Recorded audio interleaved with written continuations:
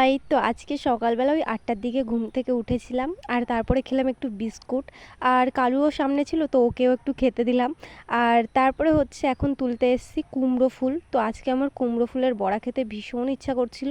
তো সেই মতোই গাছ থেকে তুলতে এসেছি এখন কুমড়ো ফুল। তো এসে দেখি তো মাত্র ২টো ফুল ফুটেছে, না ৩টে ফুটেছিল, একটা নষ্ট ছিল। তো এই ২টো ফুল দিয়ে আর কী করব, কী বড়া করব।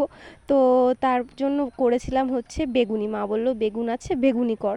তো তার জন্য দেখো বেগুনিটা রেডি করছি। আর এখানে না আমের একটা চাটনি করা হবে, তো সেই জন্য আমটা কাটা হয়েছে।